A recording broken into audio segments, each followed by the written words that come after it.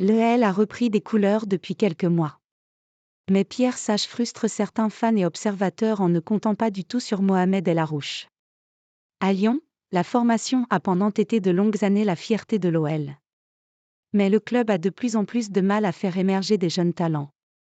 Ou du moins à leur faire confiance au plus haut niveau. Pour ceux dont c'est le cas, comme Bradley Barcola, Castello Luqueba ou encore Malo Gusto, ils ont préféré de nouveaux challenges face au manque de clarté du projet de l'OL.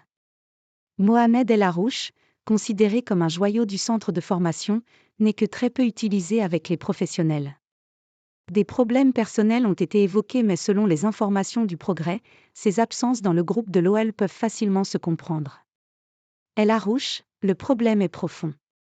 Au moment d'évoquer les forces en présence pour le déplacement à Toulouse vendredi soir, le média lyonnais rappelle en effet que le jeune Mohamed El Arouche multiplie tout simplement trop les blessures pour percer. Corentin Tolisso, en proie à des soucis physiques, a aussi subi la concurrence nouvelle de Nemanja Matic et Aurel Mangala, même s'il s'est remis dans le coup à Lorient. Ils ne sont pas les plus mal lotis. Saël Koumbedi, titulaire au Havre le 14 janvier, n'a joué ensuite que 5 minutes en Coupe à Bergerac, et 180 en réserve. Sinali Diomandé n'a jamais rejoué depuis que Pierre Sage est l'entraîneur. Johan Le Penant, revenu de blessure mi-février, n'a repris qu'en réserve en N3 et Mohamed El Arouche n'a pu espérer car trop souvent blessé, note notamment le Progrès. Pas de quoi forcément rassurer concernant l'avenir d'El Arouche avec l'OL.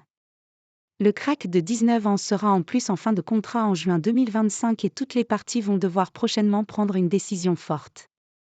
Cette saison, le milieu n'a pris part qu'à une seule petite rencontre avec l'OL en Ligue 1. Pierre Sage, qui a trouvé un bel équilibre au milieu de terrain, ne semble pas du tout compter sur lui.